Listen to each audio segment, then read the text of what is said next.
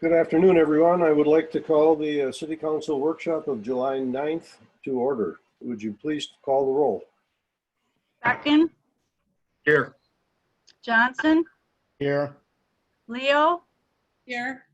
Lewis, Here. Peterson, Here. Trester, Here. Verplank, Here. all here. Everyone's present. Are there any agenda changes to be proposed? Hearing none, we'll move to public comment on agenda items. We'll take comment on any items that are on the agenda at this time. If you wish to speak, please hit your raise hand button and I'll call on you. And limit your comments to 3 minutes, please, and state for the record your name and where you reside.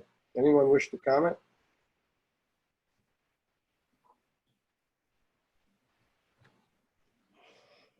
Hearing none, we'll move to discussion items. The first item on our agenda is a public health request. Kirk, would you like to start with this, please? Yes, we recently, the council received a letter from some business owners requesting some assistance on public health matters. I contacted the Elgin County Health Department. We actually have a representative on the meeting today, Rebecca Long. So she hopefully will be able to talk a little bit about this topic. The first thing the city did was we immediately ordered some public safety banners that we installed at both entrances of town prior to the 4th of July weekend, which we received a lot of positive feedback on. That was something that we could do in our purview. Got those put up right away, and I have a picture on the screen of what that looks like. Essentially what I think some of the business owners are asking is some sort of assistance to make sure that all businesses are complying with the executive orders. And I don't know, this might be a good time to have Ms. Long kind of give some input on what the Elgin County Health Department's doing, Mr. Mayor, if you so choose. Yes, that would be fine. Would you care to speak? Yes, this is Rebecca Long. So Kirk and I did have a conversation. Allegan County was already in the works. Our health officer is very, very concerned about this and the amount of complaints that we have received through the Allegan County. So we are working, we're trying to finalize it right now with legal, and it should be up and running soon, hopefully tomorrow, but if not, next week. And we're working on a warning order finding imminent danger to the public health and requiring corrective action. And this is going to definitely be applied to our restaurants. It's going to, the order will cover mask and social distancing for both employees that work at restaurants and for the customers that are there. This kind of embraces a little bit of Executive Order 143, 2020-143, which said that bars had to close and they could have outdoor service, but they couldn't have indoor service, and areas of congregation needed to be closed. So the warning order has 3 steps. The first step is they will receive the warning order. We will ask them for corrective action to be submitted to our department within 72 hours. This is based upon a validated visual investigation of the complaint. If that happens, we get it in within 72 hours, everything's approved, they can continue. If we get a second complaint and that is also validated by us doing an in-person investigation, then at that time, we will be temporarily closing the facility for 72 hours. If this continues and we have a third validated complaint, the facility will be closed until we can petition the court to revoke their license. I think that's pretty much it. We are planning on getting this out and sending it out as an email and as mailing to all of our restaurants that have a fixed food license with us.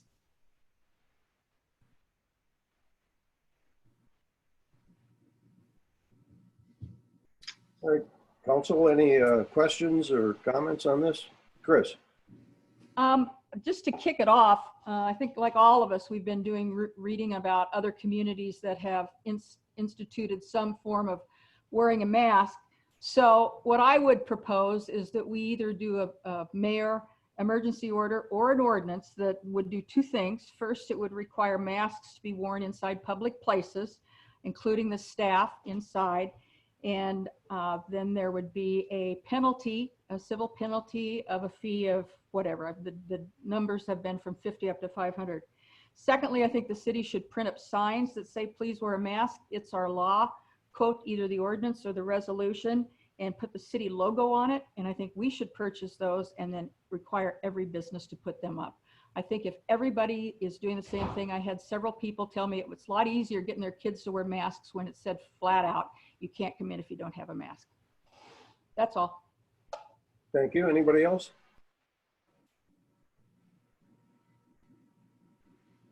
So, Garnet. hi, Rebecca. This is Garnet Lewis. Hey, Garnet. you mentioned restaurants. What about places that serve food for functions, like event spaces? So venues would also fall under that because they would generally have a fixed food license through us.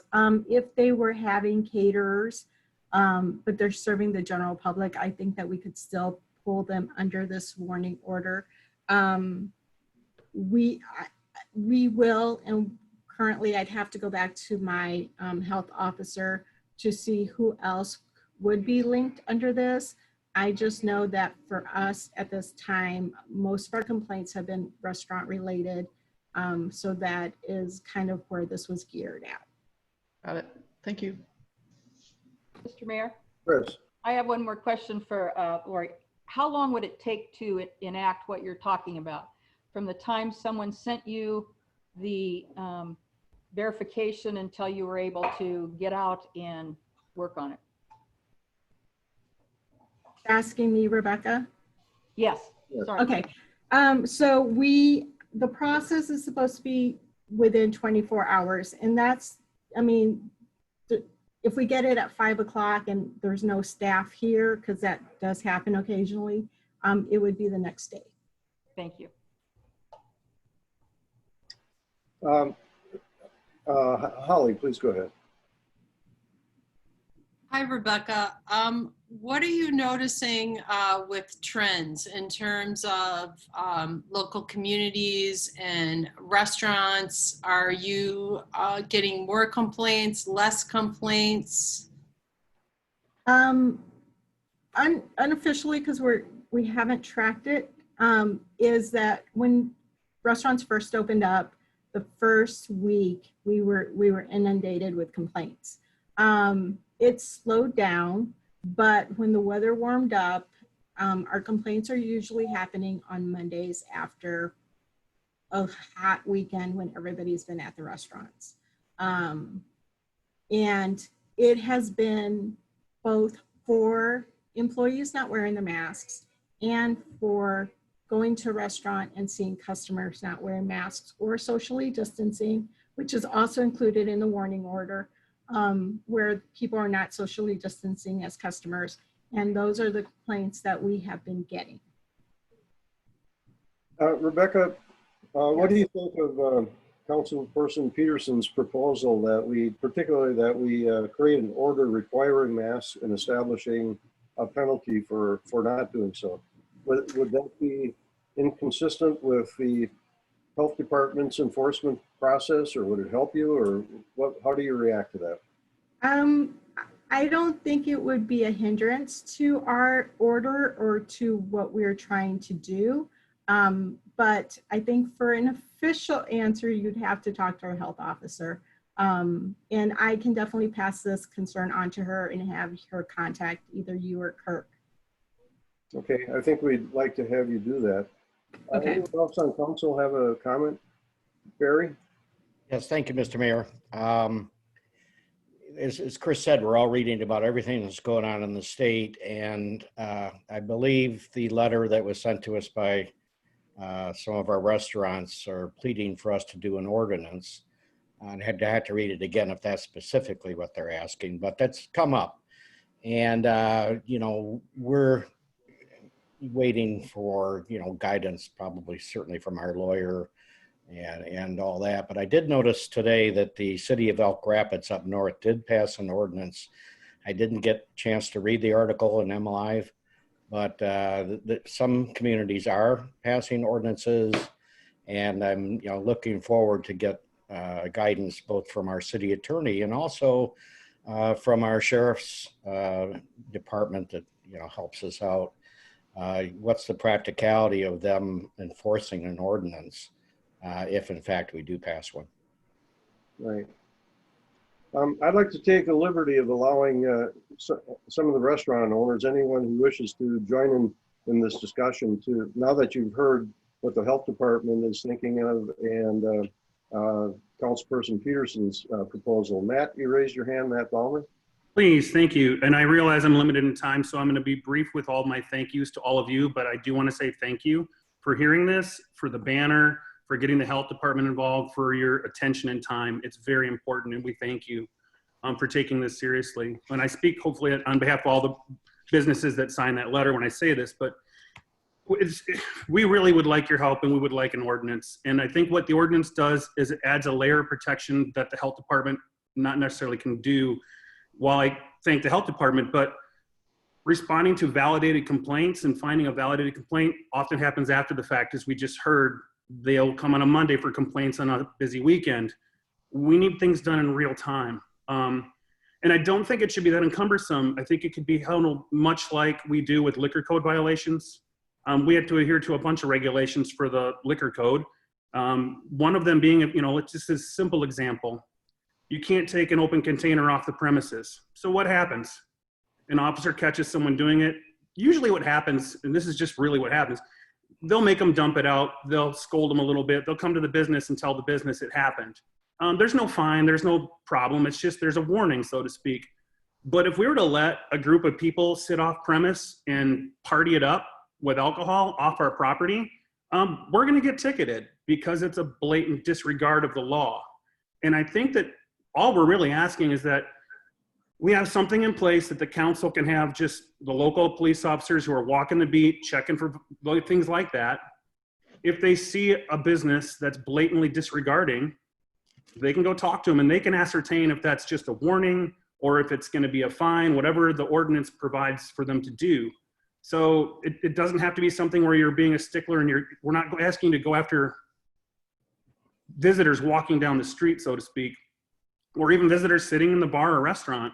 What we're saying is help keep us businesses accountable for following the basic rules of the order. Masks, distance, stay in your groups. That's probably my timer. Thanks. Thank you. Anyone else wish to join in? Okay, back to council. What's your thinking about the ordinance issue particularly? And I can comment. Mark? I believe Kirk earlier circulated a response from our city attorney regarding ordinance, which he did not recommend that we proceed with that. I think we need to make that up front, not to say that it would persuade us from not pursuing it, but we need to at least share that we have at least made some inquiries regarding it and it was frowned upon or by our attorneys. I'm curious or interesting to see how the new rules that the health department are instituting. That seems to kind of mirror a little bit with what Matt was promoting and presenting, and see how it goes from there. So that's my feeling. The ordinance, I don't know. I'd have to read it. I'd have to see it. Chris really didn't propose an ordinance. She proposed more of a city, I don't know what, a resolution or recommendations, I guess you would call it. I'd let her address that. So anyway, those are my comments. I may have misquoted you, Chris. You called it an order, I believe. Mr. Mayor, thank you. Thanks, Mark, for the question. When I read through all of the different places that have done this, there were two different ways to do it. the mayor can actually do an emergency order, and that could be quoted then if we're going to put signs up, or there can be an ordinance. In terms of how they apply the enforcement of that, for the most part, they would, as Matt said, it's more of another link in the fence to stop this from happening, because you're all on the same page. You all know what's going on. If you or come into your restaurant and that's happening and someone won't have a mask, in some places they ask them to put on the mask. If they refuse to and they don't have the authentic reason, then they can cite them then. So it was a variety of different ideas based upon either an emergency order or an ordinance. Thanks. Anyone else?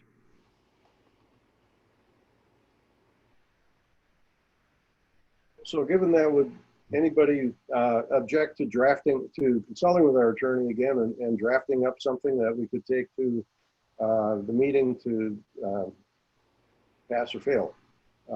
And having said that,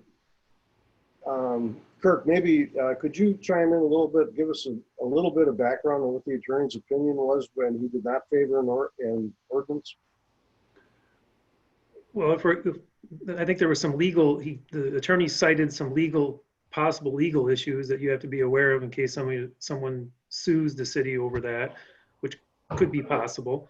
If we're going to do an ordinance, I think it's going to take a little bit of time, because you're not going to go do it. I can't have an ordinance drafted. The city attorney's out until next week, so I'm not going to have anything drafted before this to be presented to council this upcoming meeting.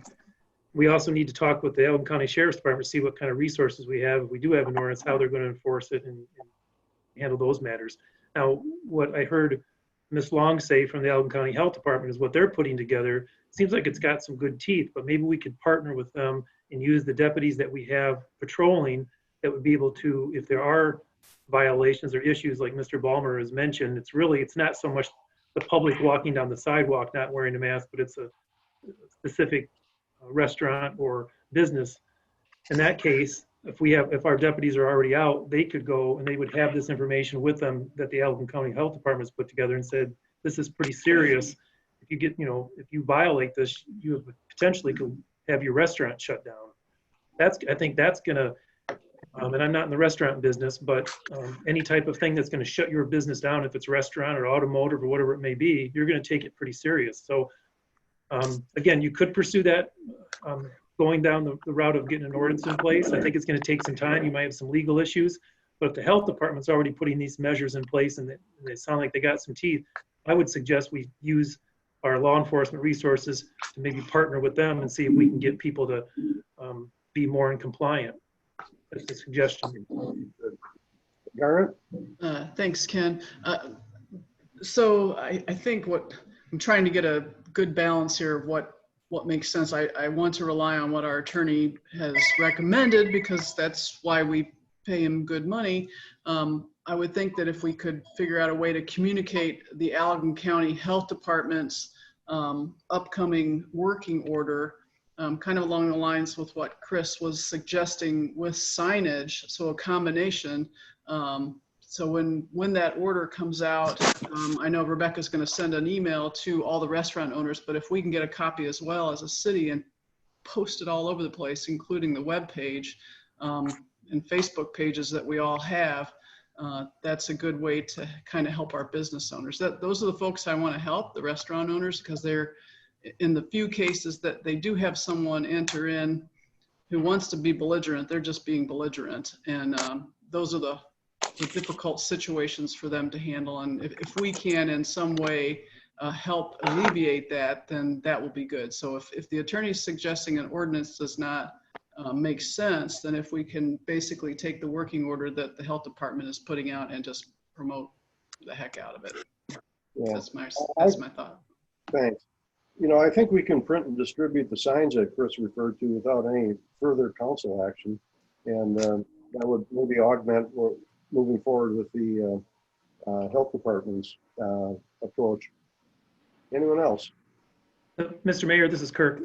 The other thing too is if someone does go into a restaurant or a bar and refuses to wear a mask when the restaurant or bar says you have to wear a mask to enter, the Allen County Sheriff's Department can remove those individuals for trespassing. They don't have to rely on any type of or city ordinance or anything else of that matter. So that is an option for businesses. If somebody comes in and refuses to comply, they can be removed from that operation. Mr. Mayor? Chris? Yeah, I enjoyed the conversation. I think this is kind of what we needed to get out there. I do think that it would be very helpful to have some type of sign that has both, whether if we want to put the Allegan County Health Department on it or not, but at least give some security to the business owner. And it's not just the restaurants, it's the retail stores that people are walking into that are required to have masks, social distancing, and aren't. If we have a sign in front and every business has that shows there, you have to wear a mask, you have to social distance, City of Saugatuck seal. I still think that a unified voice would help. I do too. And Ken, Lieutenant Ensfield is on the line too, if you wanted to kind of have him speak in terms of what's happening right now in terms of type of enforcement and things of that nature. Yeah, Brett, do you have anything to add?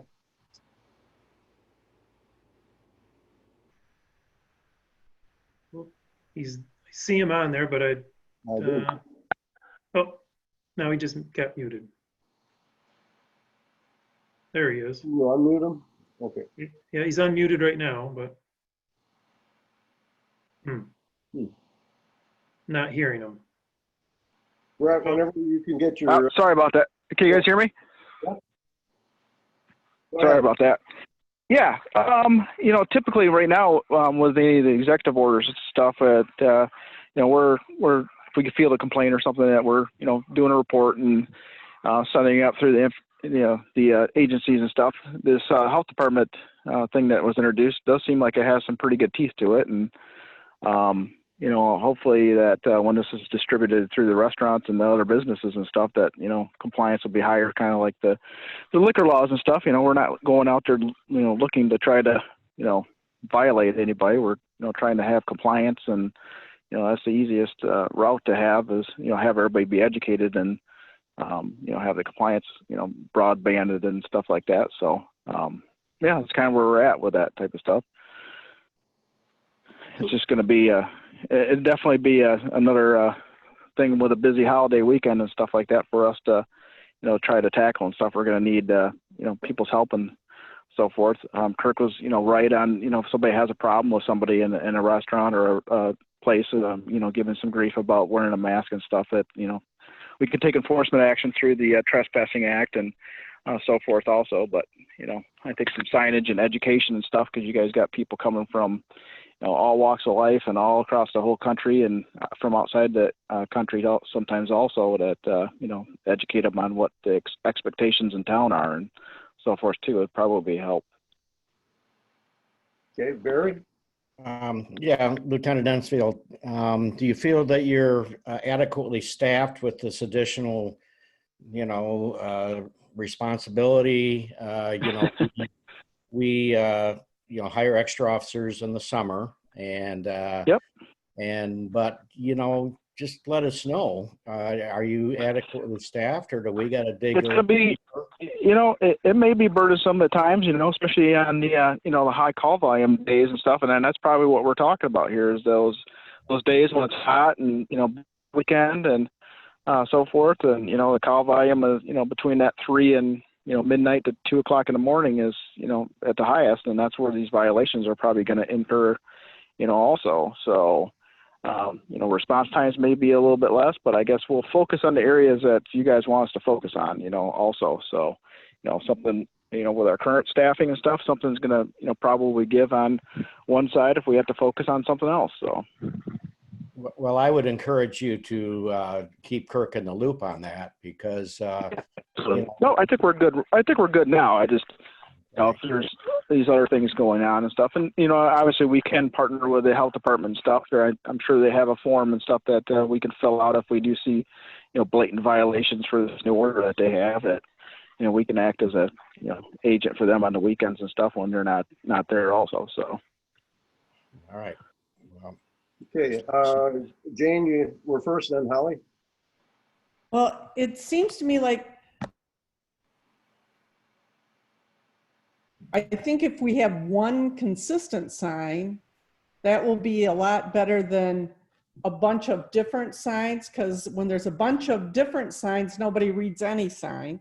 So if we could get one consistent sign with a simple message on it that gets the message across to people that these behaviors are unacceptable or whatever, I think we're in much better position. There's a lot of signs out there about wearing masks and they're different.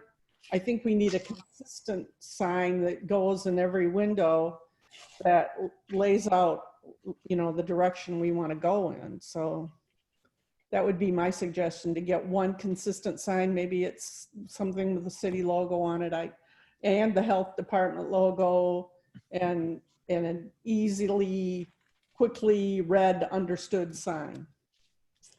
Thanks. Holly? I think the banners were really helpful and really well received.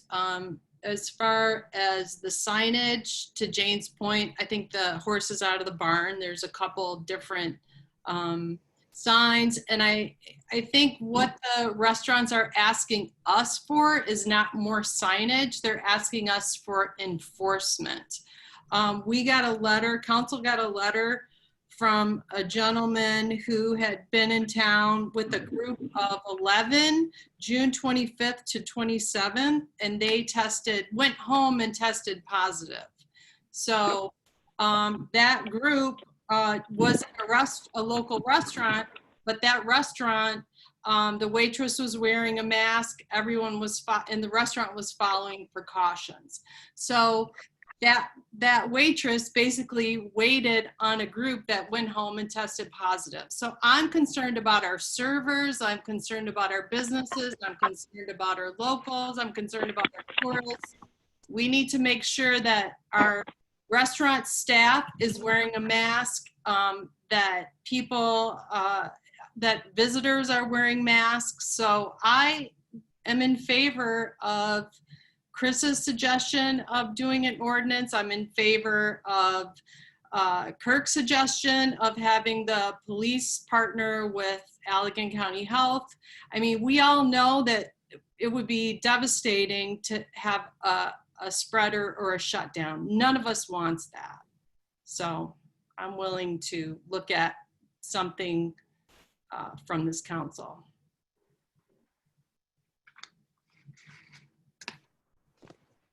Any other comments?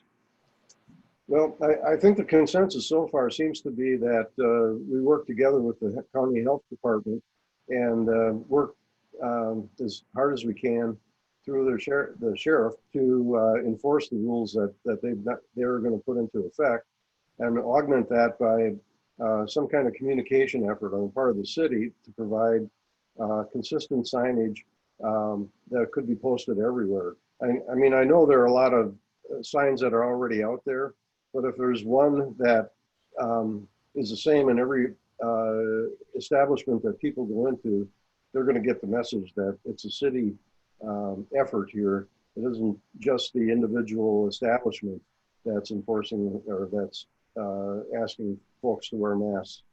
So anyone else want to comment on this, or should we go forward with that premise?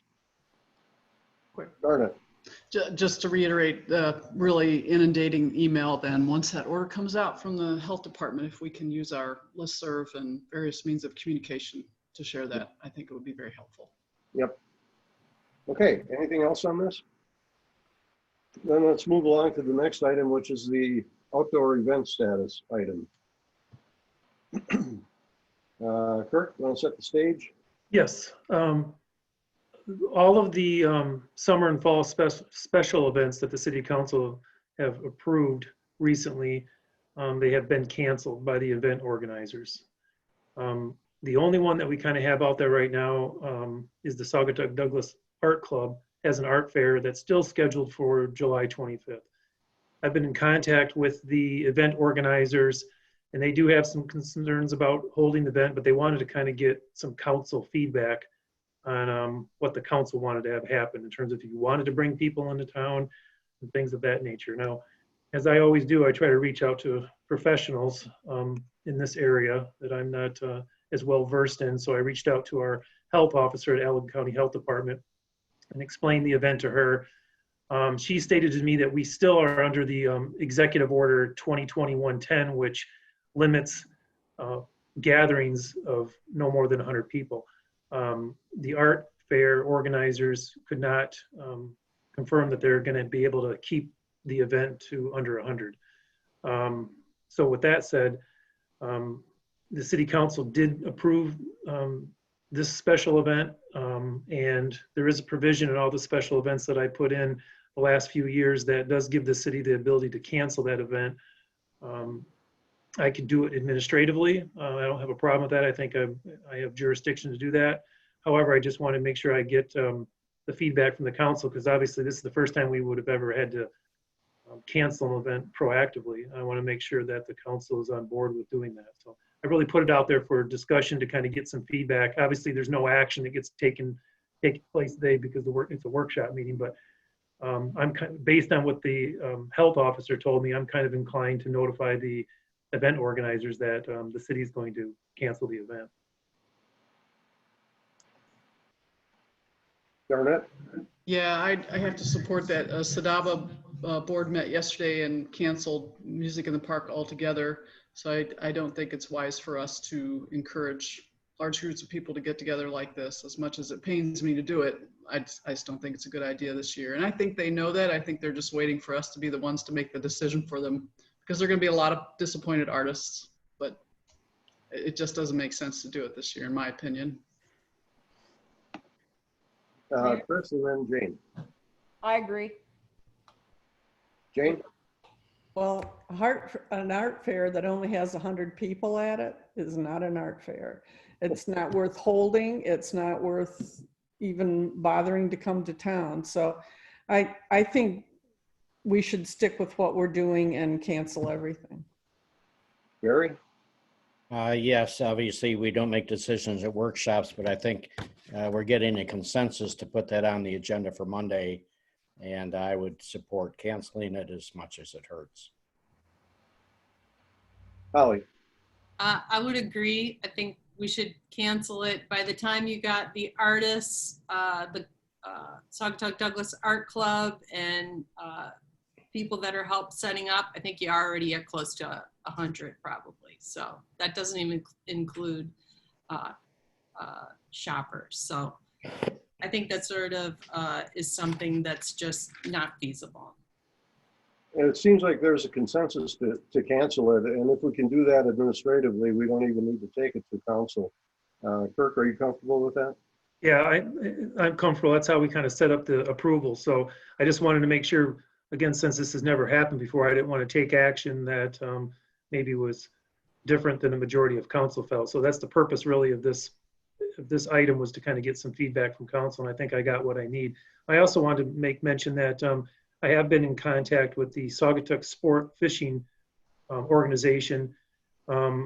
They are having a fishing tournament in the beginning of August, and they contacted me about, and again, a fishing tournament happens out in the lake and people are in individual boats, and there isn't anything that we regulate there, but they did ask permission to be able to use Wicks Park.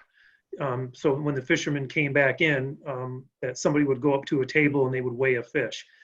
And this is kind of a touchy one, because it's not really an event like you'd have at a park, like a art fair or a movie, or you're setting up tents. It's basically a public park that anybody could use. I don't know if we legally could tell someone they couldn't, somebody couldn't go into a park and weigh a fish. But I wanted to kind of bring it up to council for discussion and just see how you wanted to handle this. I was going to handle it in the sense that it's a public park, you can utilize it. They're not mass gathering people for like I said, like an art fair or a movie or something of that nature. It's just when a fisherman comes off a boat, at some point in time, various times, they would walk up and weigh a fish. So I wanted to kind of throw that out there and get a little feedback from the council on what you thought about that. Feedback? Mark, then Barry. Mark? Can you hear me okay now? Yep. Okay. To kind of maybe give some additional information, because the organizers, Dave Engel and Dave talked with me about this. And apparently, Wicks Park would be one of 2 venues, as I understand it, for the fish weighing in. They want an additional venue to control, to basically have safer distancing. Majority of the boats will be docked at along the Mermaid docks. The 2-day event. The association is a 501c, a new 501c nonprofit. This event goes towards every year the local fishermen take out the 6th grade class, and some of you might have had kids go through school here, understand that. They take them out and introduce them to Lake Michigan charter fishing, sport fishing. I've had kids go through it, and I'm sure other people are familiar with it. That's one of their events that this event helps finance. So I'm saying those are just facts that were relayed to me today. So maybe that's additional information would be helpful. Anyone else comment? I mean, it would seem as if that type of thing where contestants are coming up a few at a time getting their fish weighed would not put people at risk unduly.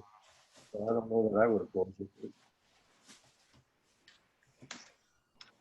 Gary and Garn. Yeah, thank you, Mark, for the further information on that. I was not aware of this one, and thank you, Kirk. It seems like with 2 venues and maybe they have volunteers there that are helping control the way that the people come in and go, might work. And I'm still processing this. I'm just really thinking out loud. Okay. Garn? Yeah, I'd be curious what other communities are doing along the lakeshore. I know we're probably not the only ones that have events like this. I'd be curious to see how they're handling those. Reach out to maybe some of our friends up and down the lakeshore and see what they're doing with these types of fishing contests, if you will. I think that'd be helpful. Chris? I think that's a good idea. Maybe with just a listserv, we should be able to get out and get some ideas. Right off the cuff, it sounds like it wouldn't be an issue, especially if they've got volunteers that can maintain the social distancing. And I can imagine 100 people wanting to stand there and watch fish get weighed, but maybe they do. But they do, volunteers to be able to handle the. Sorry, my dog's crazy. Okay. There is one other event that I think I mentioned before that I just want to throw on the table here, and that's the dinghy poker run, which was part of the Venetian Festival, sponsored by Cow Hill Yacht Club. The club itself decided not to have the tent concert and the other aspects, the lighted boat parade and so on, but they withheld decision on the dinghy poker run because the thinking was this is the kind of event, kind of like the fishing tournament, that has participants pretty much spread out. Everybody's in their own dinghy. They come in, they register, and then they go out. They're kind of a mind, I think, right now to cancel it. And it is a significant fundraiser for Cow Hill. So that part of it would be unfortunate, but I'm of a mind that we might want to encourage canceling it simply because we're trying to be as cautious as we possibly can. That one would come up in 2 weeks, and I think it's given the trajectory of cases going on, I think it'd be too dangerous to have that go on. That is not permitted individually. It's part of the Cow Hill permit for the whole Venetian Festival. But I think that they would be perfectly willing to not hold it this year. So just put that on the table so you're all aware. Garn? Yeah, I think it's hard for us. It's painful, literally, to have to make these decisions, but we would never forget. We wouldn't be able to forgive ourselves if something happened, y'all. It's just such a unique year with this virus. We would never be able to forgive ourselves if something happened as a result of one of these events. We just wouldn't. And I think if we can reduce the risk down to as little as possible, we'll be better in the end. just in our bigger community. What I really want to do is keep our restaurants open and our businesses open and help them survive this summer. So I think it's best that we just really err on the side of safety. Okay. So, Mr. Mayor, let me ask, what would the council like me to do in terms of the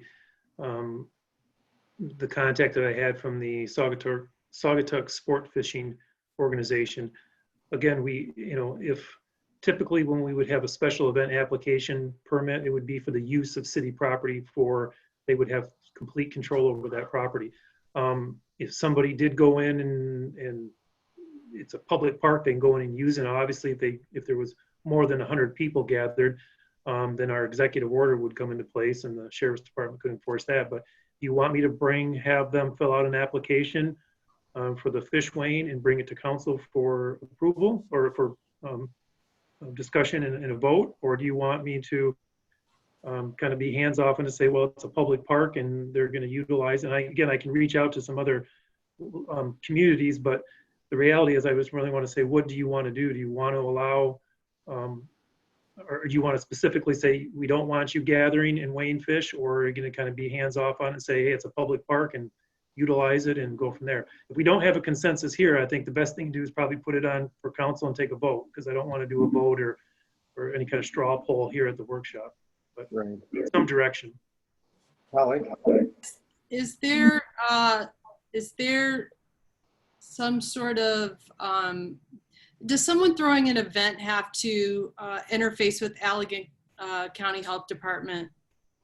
I mean, do you have to have a plan? Do you have to say, here's where this person's standing, here's where this table is, here? I mean, I guess the problem I'm having is I don't really have enough information about how this tournament is going to run. I mean, if we're talking 10 people weighing a fish, I mean, that's one, and everybody's in a boat for the whole day, that's one thing. But I guess I would need more information, either the person who's organizing it, who has a plan, or if we have some sort of guidelines from the county. That's what I'm missing.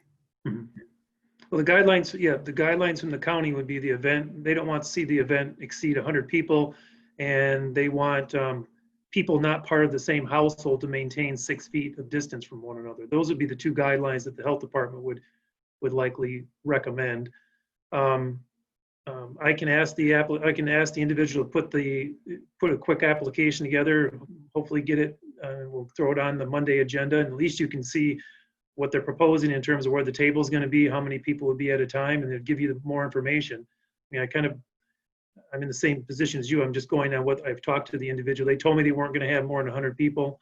But if you want me to put it down on paper and get it in front of you for review, I can do that. I mean, we have liability if it's a city owned property. So I just need more information before I could say yay or nay. Okay, Barry? Agreed with everybody. So I would say in this case, because we're being cautious, that we should have them put an application in for, a special event. But I would ask Kirk to communicate that we're asking them to do a little extra and give us their plan how they're going to manage the weigh-in station. Yeah, I agree with that. Yeah, that would give us the information that certainly Holly and me and a lot of us are asking. Yeah, Jane? Mark, do we know how many boats are involved in this? No, but I'm sure it's easily, this thing has been going on for quite a few years. Yeah. I believe there's both a professional division and an amateur division. Professionals mostly made up of charter fishermen from around the Lake Michigan area who can make an easy trip into the Saugatuck area. But yeah, I can't believe 100 people at each venue. I don't believe there's going to be 200 people there. It's 50 boats with 4 people. If there's 4 people in a boat, a lot of them don't have 4 people. But some of these boats are pretty good size. They're going to be, 40, 50 footers at so on and so forth. But I don't see any reason why the organizer wouldn't have any problem providing us with the information we're asking for. Yeah. Okay, good. I'll get it. Kirk? I'll get the information and present it to council. Okay, very good. The next item on the agenda is the emergency no wake issue. The council has talked about this recently. I put together a memo back in May when the state of Michigan made some changes and instituted some emergency no wake options.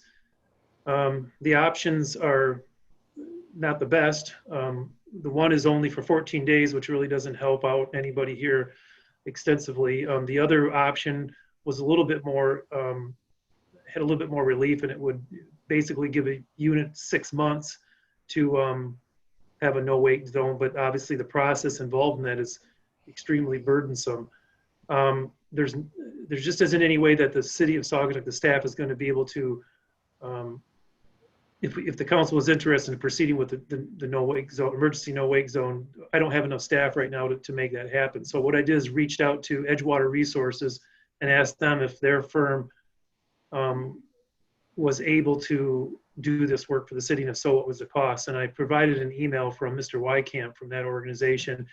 He estimated, just on a very rough quote, between $5,000 and $15,000. The bigger issue really is going to be by the time you go through the steps that the state has in place to get an emergency no wake designation. You're probably going to be into, at the best case scenario, would be into August. And so I'm not sure how much cost benefit you're going to get spending $5,000 to $15,000 for a few weeks of possible no wake relief. So anyway, I was contacted by an individual of one of the marinas about this. I explained to him the city council talked about this, and just the process to go through to possibly get it didn't come out to be something that the city was interested in doing. It's not that they're not interested in the, obviously, the damage of the no wakes, but the process that's allowed for the state wasn't that great. So he asked that I bring it back up to council, and that's what I'm doing, and to see if you have any other concerns or direction for me. Do we have any idea what Macatawa did to get a no wake zone? I mean, it seemed like it was totally under the radar, and all of a sudden, boom, there was a bigger area of no wake zone in Lake Macatawa.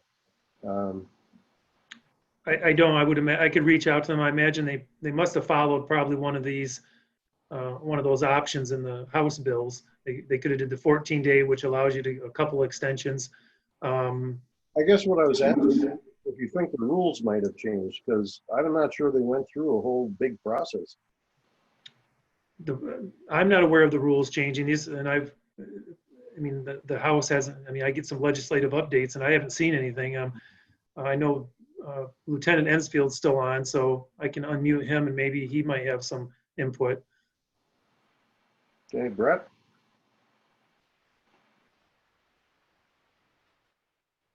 There he is.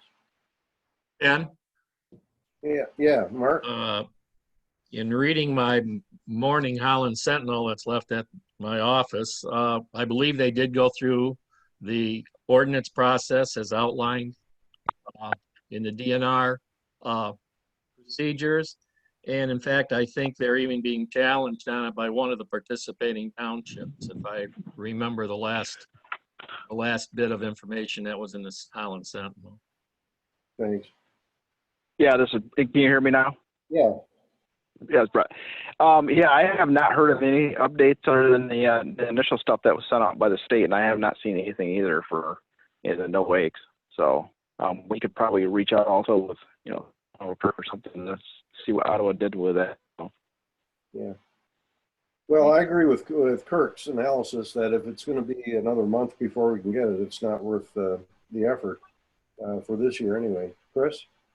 The question I have is, how do you determine if you want a permanent?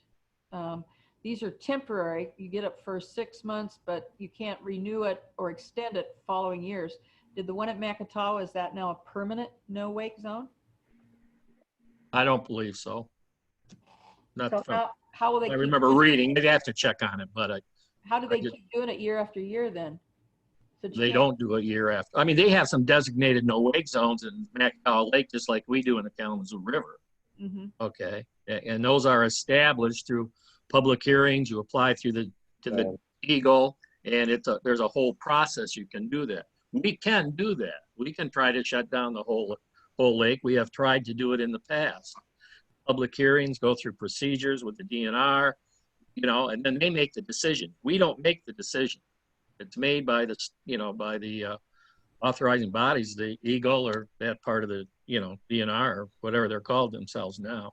The issue we got is that, you know, the lake is split between Saugatuck and Douglas. And so we would have to work together with Douglas, which we did do. If you notice on the map that Kirk's presenting now, upriver from the Blue Star Bridge is something that was added later, and that was a joint effort between Saugatuck and Douglas. And there was hearings and everything else, and it was approved by the DNR at that time. So I think another good comment, I think, of my recollection is that we had some fairly good discussions about this earlier in the fall, but it kind of got caught up in the COVID thing. It just worked its way down the, you know, from a prior, you know, it just went down the priority list because we're faced with so many issues. Thank you, Mark. That was helpful. You know, I think that's right. Yeah. Barry, did you want to comment? Yeah, Mark, as usual, covered what I was thinking, but, you know, it isn't just us, it's Douglas too. And us doing it, it doesn't mean anything unless Douglas is in, and probably the township for that matter. So it's a process, but, you know, I'm listening to all the sides of this, and I appreciate that. Thanks. All right. Well, I know that I've been talking with Lieutenant Ensfield, and I know that there has been some Marine Patrol out doing some patrolling in the Kalamazoo Harbor, and I believe that they have been, you know, proactively kind of stopping some people that have been maybe boating recklessly. Lieutenant Ensfield, can you comment on any of that stuff, what the Marine Patrol is out there doing right now? Yeah, we've been running patrols. I know they were out there quite a bit over the weekend because they were doing the Operation Dry Water, and just looking through their statistics and stuff, I believe there's several violation stops and stuff for, you know, slow no wake. But you know, it's their patrols are mainly focused on the weekends also. So now, do you think if the Marine Patrol is out there, kind of similar to if a deputy on the road, if people see that, obviously it's going to slow traffic down. If they see a Marine Patrol out there, do you think that the boaters actually maybe go slower and wouldn't produce a wake even if it's not in a designated no wake zone, or doesn't it really matter? I think it probably is a deterrent. I mean, it's just like anything else where, you know, if you see the police, you're going to obviously slow down. It's, you know, ingrained in people. If they see a police car, they obviously look down and slow down.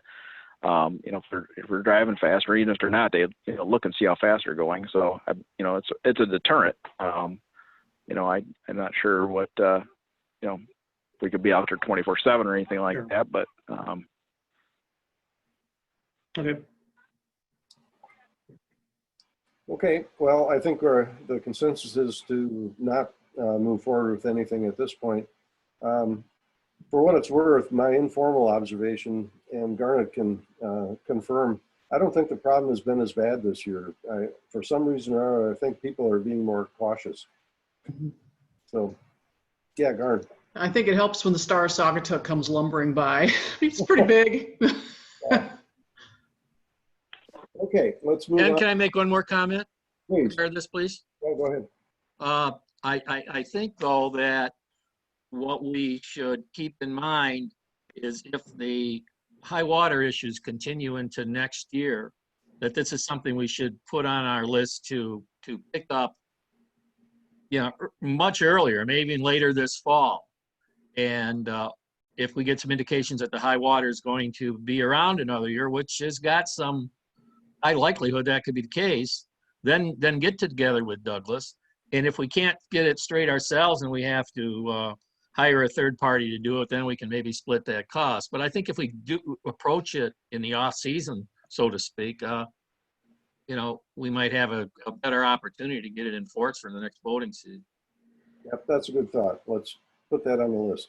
Well, Mr. Mayor, let me point out too, the communication from Mr. Wykamp, he also included a water levels and projections report from the Army Corps of Engineers that indicates the water levels have likely peaked for the season and should now begin to steadily decline over the coming months. Of course, that's no guarantee that it's there's just projections, but I've included that in the packet too. So that's not to say what's going to happen next year, but at least right now they're projecting that we peak for the summer. So maybe we'll get some relief there. Yeah, that stands out. Anyone else on this? Then let's move along to the noise ordinance amendment request. Kirk? I was contacted by a local business owner inquiring about the possibilities of having the city's noise ordinance amended to allow sound amplification until later than 11 p.m. Currently, our noise ordinance right now, it basically states that the use of any loudspeaker, amplifier, or other instrument or device is prohibited from the hours of after 11 p.m. It's really only allowed from 12 noon to 11 p.m. Obviously, these are general law ordinances. The council has control over these. The administration does not. So I informed the individual that I would put it on the workshop and get some feedback from city council. So that's what I'm doing. All right, any feedback? Council, Garn? Sure, I'll go first. God bless them. As much as I'd love folks to have fun till 2 o'clock with loud music, I mean, all of us who live anywhere within range of the Coral Gables or anywhere downtown will usually hear this, and I'm trying to sleep by then. I would hazard a guess that if we were to poll our residents, they would be absolutely opposed to it. So if we need to gather some data, let's gather some data from our residents. But I don't think it's a wise idea, personally.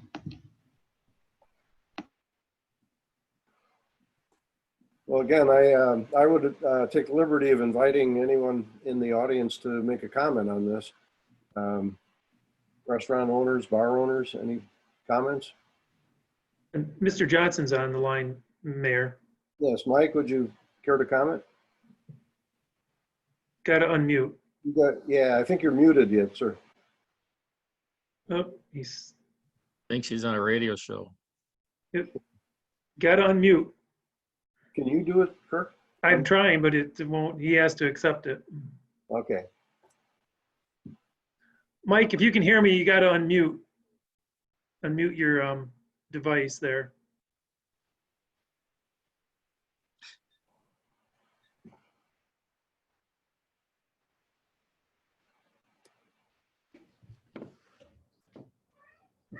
I tried to do it and I couldn't either.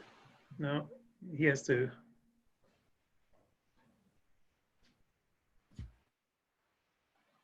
Or you can, if you hit your space bar, sometimes that, and you hold it down, that will undo it. Space bar is the long, big key on the keyboard. You can also, you can call in on your cell phone. Where's Kenny? He needs Kenny to help him.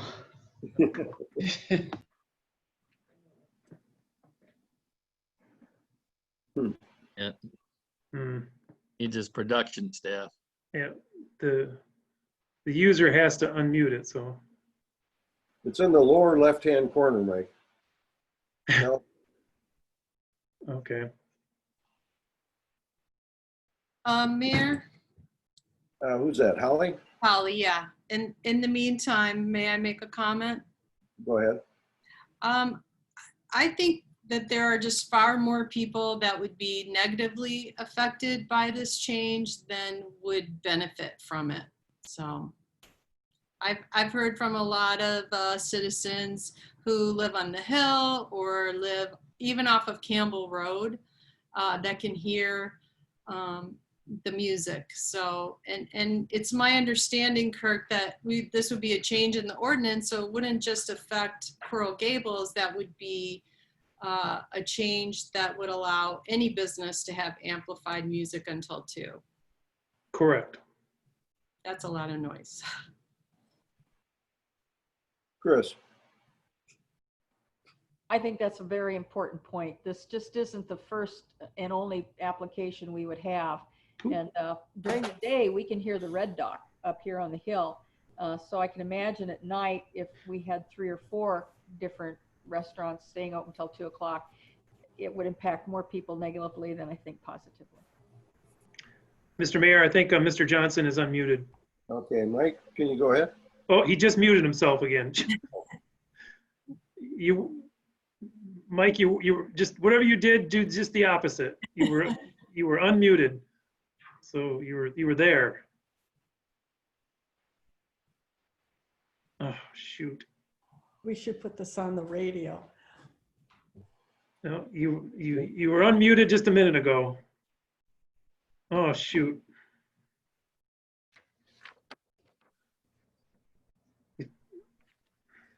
Well, I'm sorry, Mr. Mayor. He was unmuted and then he muted himself, so. Keep trying. Meantime, Jane.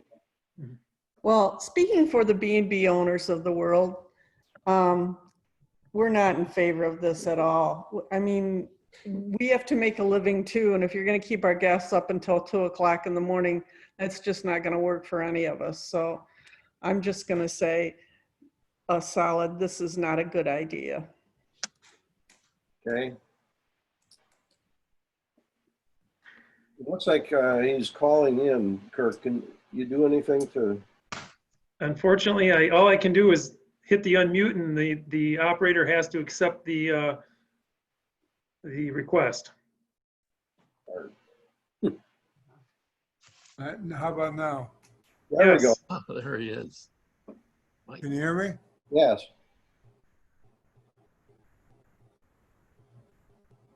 Is that working now? Yeah, it's working. Oh, cool.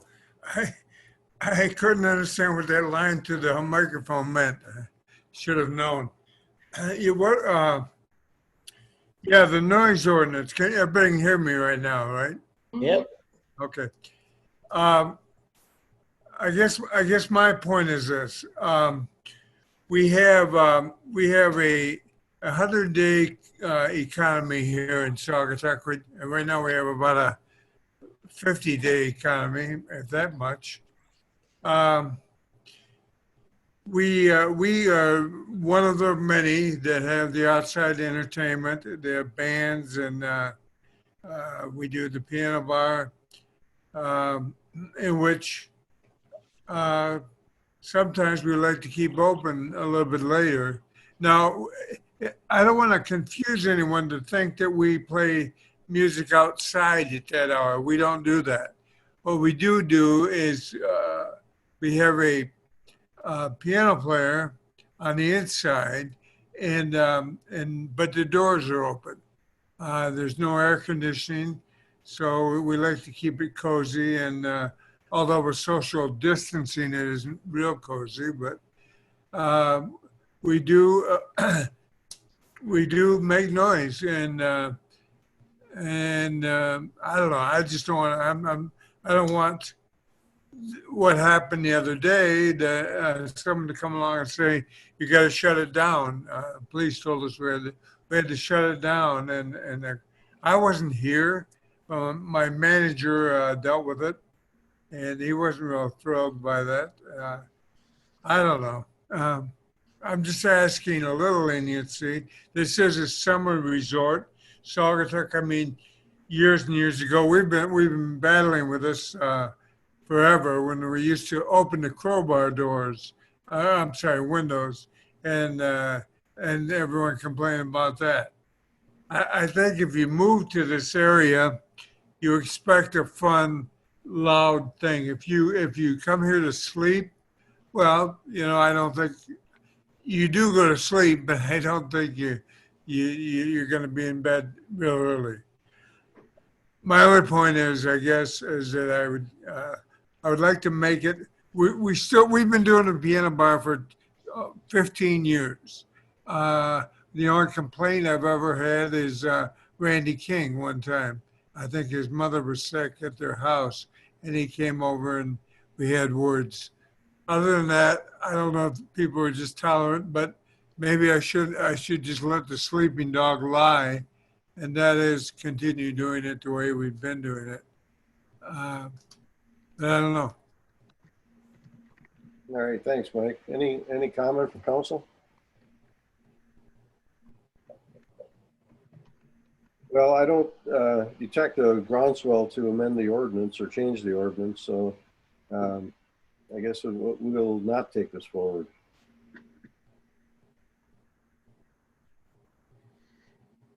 All right. Okay, what does that mean, sir? Your Honor, Mr. Well, Mayor? just practically speaking, well, we don't take action at a workshop meeting like this, but practically speaking, I don't see the votes there for amending the ordinance. I guess not everybody has weighed in, but certainly a majority have said they don't want to extend the time limit to till 2 a.m. I don't know if a shorter time limit would be acceptable or not. Anybody differ on this?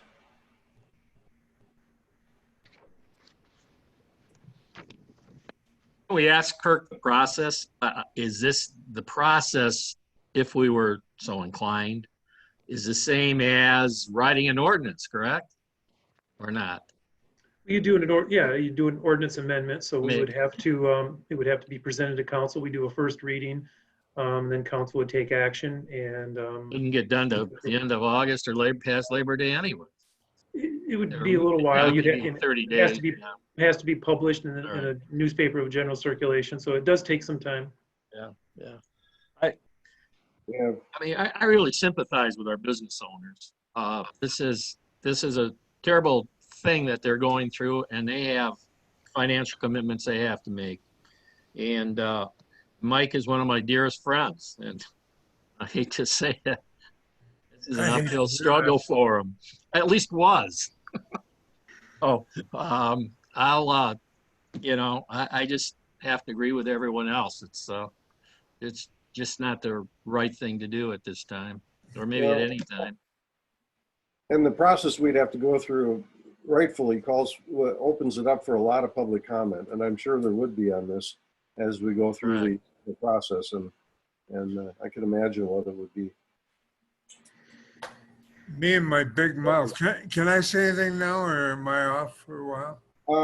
No, why don't you go ahead, then I'll get back to Barry. Okay, well, go ahead, Barry. Why don't you go ahead? 'Cause Well, Mike, I was just going to sing your praises to say, Mike is one of the outstanding citizens in this town, and he's done so much for us over the year for many things, including the youth and the sports teams. But as much as I love him, I just can't get behind this. all right. Now can I talk? Yeah, Mike, go ahead. All right. I didn't really ask for 2 o'clock in the morning. I think that would be ridiculous. The piano bar closes at 1 o'clock. And there's so usually, except, well, not as many people now, again, since we're social distancing. I guess I'm not asking, folks or friends or whatever you are, I'm not asking really to change the ordinance. I'm just asking you to relax the ordinance. In fact, this never would have come up if it weren't for what happened last Sunday. We'd have gone on about our merry way. We've had no complaints. Maybe people are just waiting to complain. I don't know. And then I bring it up, trying to get it resolved, and it's not going my way. So I'm not real thrilled about it. But I mean, can we just keep doing what we're doing? Chris. What happened? What? Oh. What happened? Well, look, I know that Mike is saying, look, I've been doing this for years and years, and we haven't really brought this to council before, and I think I tend to agree. I think trying to push forward with a change in the ordinance would be futile, even if we had the support here to write something up. I think the public would turn out and oppose that. So I'm in favor of simply dropping this. No, I was wondering what happened with Mike that it suddenly changed. What happened Sunday? I'm not sure. Did you get closed down? No, we didn't. I was dancing naked on the no, I'm kidding. It should have been closed down. Yeah. I hope they close you down. No, I was not even there. In fact, shall I tell them, Ken, or not? Probably not, sorry. No. Yeah. Okay. Well, it was nothing. It was nothing. And there was a complaint. And And the police responded to it, and I don't think in a bad way. So why don't we just move on from here? Agreed. Okay. Good. Next item on the agenda is public comment on any issue. If anyone wishes to comment, please make it known to me. And I'll try to recognize Lisa Mize. Did you raise your hand? I did. Okay. Can you, for the record, give us your name and where you reside? Yes, Mayor. My name is Lisa Mize, and I'm the Executive Director at the Convention and Visitors Bureau. Just wanted to go back to the first item on your agenda as far as the signage and communicating and letting our visitors know that we are adhering to these guidelines for social distancing and wearing masks. And I think that the CVB can be very helpful in communicating that to people who are calling daily. We take calls from people asking what's going on, what's open, do we have to wear a mask? And we give them the same information daily. So, but if you decide to go ahead with signage, I would also, if I could, have access to the signage that we could put on the website. And then they'll start seeing it when they start researching their vacation. The second thing I wanted to ask about is if it's possible, in addition to all the information that we're giving out daily, I felt really bad today because a woman coming up from Southern Indiana was asking, well, what's it like? Have you had any cases? And I didn't know about Salt of the Earth. I didn't know about Clearbrook or Wally's. And that all came through to me just via the rumor mill, if you will. So I'm wondering if there's something that can be done with communication if a place does get shut down, whether it's for employees or the public. There was someone tested positive. Can we be notified at the CVB so that we know and can update our website, and to also let people know, let the public know? Sure, I think that's important. The Allegan County Health Department, of course, keeps those statistics. And I wouldn't talk about 11 cases at Wix until they've confirmed it. I mean, we really don't know if those are tested and positive cases until the health department processes that information. But I understand your point. I think it's really critical that we're all aware of the situation here. I don't know. We check informally with the health department almost every day. Kirk, I don't know if you're in contact that much that you could, put something on our website or do a mail out of where we stand in terms of active cases. So I'll get in touch with you offline, and I'll get you set up with the health department so we're getting the same information. I think that's a great idea. Obviously, people are contacting your organization for vacation information, and if you have the most up-to-date and accurate information, then you'll be set. So we will. I'll make sure that I get that information to you, and also to just reiterate what the mayor said is that we did have a report that there was an alleged cases at an establishment here. I turned that over to the Allegan County Health Department. They're investigating. So at this time, I really am going to use a lot of caution and not say that we don't know for sure if there are any cases. The health department will investigate and notify us if they did occur here or what actions we need to take. So I'm really relying on the health department for all these health issues because as a small city, we don't have an in-house health department. And the Allegan County Health Department really has some of the best experts around right now. So we've been utilizing them every step of the way, but I'll get you in touch with them and we'll get a plan in place so you have the most up-to-date information that we do at the city. Thank you, Kirk. Thank you, Mayor. Okay, are there other comments from the public, please? Mr. Mayor? Yes, Mike. I actually, is this when I bring up the fireworks? It may not be a good time. Huh? Well, I'm involved with a group who raised money for fireworks way back in July, or no, at the end of June, and we had thought in terms of trying to get on well, I wanted 4th of July, but that was impossible. And then we tried for a little bit later, we tried for Venetian Festival and found that we couldn't do that either. And then I've been in contact with Mr. Wilson from the Midnight Magic fireworks, and he is ready and able to do a Labor Day fireworks show if in fact it was approved. And there's many people who have their fingers in it. They need to approve, obviously, both councils, Douglas and city, Saugatuck. In addition to that, there would be the Coast Guard, the DNR, which I believe at the meeting today, he said that they were both on the bandwagon. And so I'm just throwing this out there. We have raised the funds. And I guess I'm a spokesman for people I didn't even know were involved, but nevertheless, we'd like somehow to do some fireworks on Saturday, the 5th of September, capping off the season. Thanks, Mike. Any reaction from council on that? Darn? Yeah, so we're asking everybody else to submit a permit. I would think that this group would probably, that would be the first step to go ahead, submit the permit, and that way it comes in front of council officially. So. Yeah. You know, to me, the test is where the governor is going to be. If she's still limiting crowds to less than 100, then it's problematic. And I think all the people who are involved in the planning of this understand that.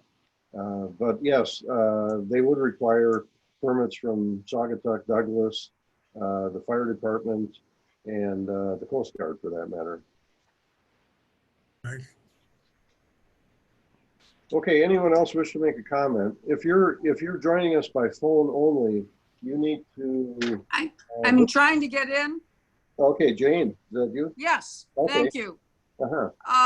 I've been listening since the beginning, and I'm very glad the council's taking some very thoughtful questions and dealing with some issues. Mike, I love your fireworks on New Year's Eve. Save the money. Last year or this year, I guess it was this year, January 1, they were great. But as a number of you on the council know, I am really concerned about the traffic, the congestion, and the danger on Park Street South. I've been riding it, driving it for many years. This year, it's the worst. I mean, for years it's been bad. We're just waiting for a calamity. I'd hate to see a family of 5 creamed on Park Street. Just think of the headlines: Chicago Tribune, Grand Rapids, Detroit. We need some place for people to walk, run, bike. I've brought this up for years. I have to drive that road to go anyplace. And I'm hoping the council is going to take this very seriously. I've been, oh yeah, we're going to work on it. We're going to do something, or oh, we can't do anything. Ladies and gentlemen, it's a serious, serious problem. We also need more police over here, especially on the weekends. People are not bothering to obey when Oval Beach is closed. They go up there, they come down, they're furious, they blow through the stop sign. I almost got creamed last Sunday. Council, please, let's get going on this. Any questions for me? Silence. Okay, thank you, Jane. Okay. Anyone else wish to make a comment? All right, hearing none, we'll move to council comments. Let's see, Jane? No, I don't have anything. All right, Holly? Well, we have had increased citizens reports for speeding traffic, Park Street, and also Allegan. So that's something that we need to look at. And I'm wondering if Kirk, I'm wondering if we can add to the Oval Beach page on the city website and let people know what the alternatives are if the beach is full, because to Jane's point, I think people are packing the car, put the kids in, they head to the beach, and they get there, they can't get in, they turn around, and they may not know what they can do, but that's something that we could do messaging wise, maybe with the CVB, and let people know, and maybe that could decrease traffic. We could do more messaging.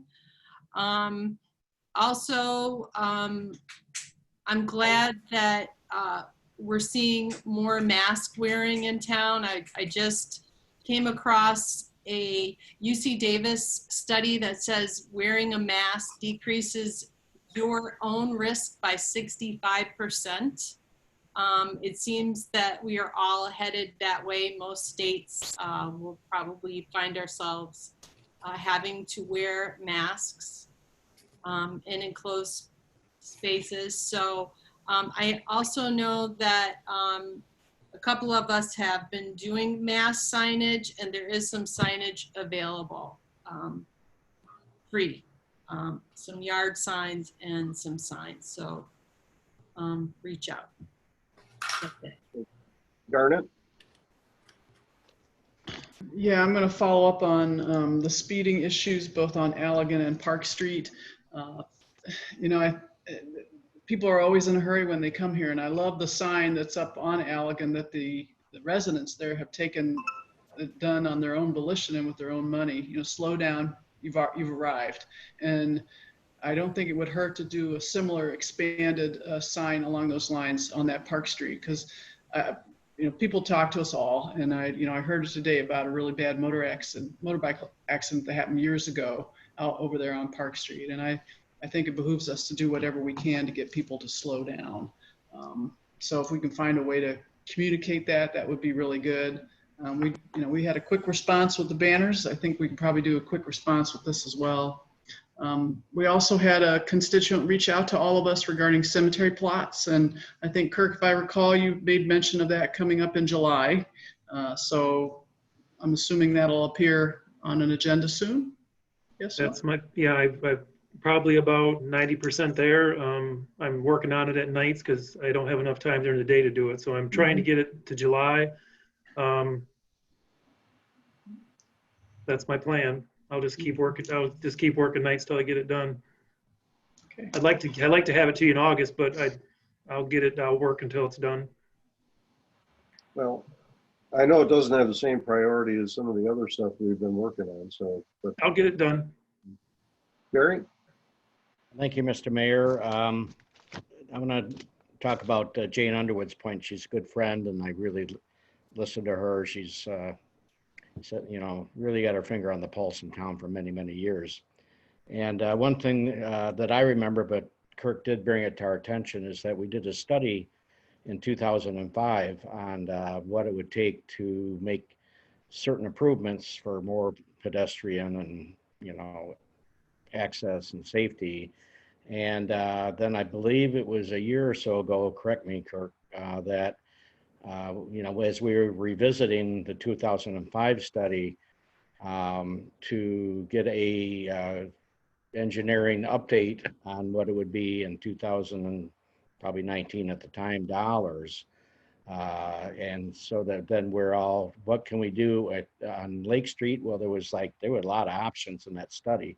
They're all really expensive, but I think it's worth looking at that again. It probably I would say the next workshop. And, let's all do our homework, read about it. Let's get a copy of that to Jane Underwood and anybody else that wants to see that. And, look at that as well. And then we can decide if we want to spend the $3,500 to have that looked at again. Thank you. Good. Mr. Mayor, if I can jump in real quick. Hey, sorry, present. On the screen, well, hold on a second. I got to mute Mr. Johnson here. Okay. On your screen, I did get an updated proposal regarding that, a proposal back from 2018, I believe. Fleece and Vanderbrink said they would do this proposal for the same price. It's $3,500. Quite frankly, I would recommend the council approve it because this issue is not going to go away. And I think having this information is really going to be helpful because what it's going to do is going to lay out exactly where a path would go, what implications would be a result of doing that, a cost, and then the community can really look at this and decide, is this something that they really value and want to implement? Obviously, it's not going to be easy. It's going to be costly, but let's get the information out there so that people have it and understand some of the challenges that you all as policymakers are up against. So I'd like to throw this on the Monday agenda, quite frankly, and I think it's money well spent. Okay. Yeah. I see a lot of head shaking. Yes. Agree. Mark? Yeah, thanks, Ken. One quick comment regarding the alleged COVID incidents. If I recall, the information we got from the health department is that these people must be from outside Allegan County because nothing has been reported or, discovered here in the county in Saugatuck related to those events that allegedly occurred on, I believe, June 24, 25. We're talking 3 weeks, close to 3 weeks ago. So I think it's important to just kind of cool our heels on that and wait and see what develops, is because I believe it is under investigation by what information Kirk provided to council. Yeah, I think you're right, Mark. My resident expert here who keeps track of these things says the Allegan County is reporting 4 cases. No, In Saugatuck, Douglas, excuse me. I meant to say the Allegan County Health Department is reporting 4 cases in Saugatuck. And Douglas has 1. Okay, Jane, you want your second chance? I want a second chance.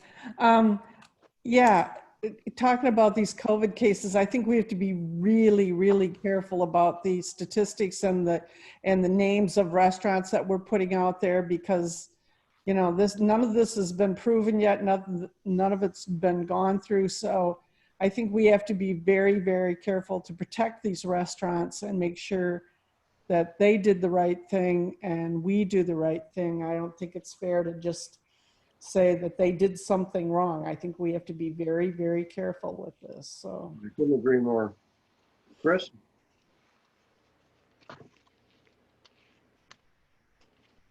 Yes. I'd like to thank all of the merchants and restaurant owners that got to us about the whole public health issue that's going on now. It kind of started way back. I remember the first time the issue of the masks came up and the issues was Emily Phelps wrote a very nice article on Facebook showing some of the problems that are occurring. It's steadily gotten worse. I still think that the city has to show a strong stand to give kind of help to shore up the restaurants and the retail stores. And I think the sign thing that says this is the law, social distancing, mask, and have the city code right there and require it put in every store, I think that's going to have a huge impact and give them cover to say you can't come in here without a mask. And I agree with Jane 100%. I think that one of the best things we could do is to move forward with the study Monday night and look at how to effectively work on that speeding. We live right by Allegan. Those signs are out there, but people are just screaming by, especially when school's on. I've been looking into the electric signs that not only tell you how fast you're going, but then take a picture of your license plate and send you a cute little bill. So that might be something we want to look at too. That's all. And thanks, Cindy. You do a wonderful job. All right, with that then, I'm ready for a motion to adjourn. So moved. Second. Moved by Mark, seconded by whom? Peterson. That we adjourn. This is a roll call vote. Cindy? Blank, yes. Peterson, Yes. Lewis, Yes. Leo, Yes. Johnson, Yes. Becken, Yes. and Trester. Yes. So, Motion carries. but I thought this has been a great meeting. We've had good discussion and we're moving forward. So we'll see you all again Monday. Thank you very much. We're adjourned.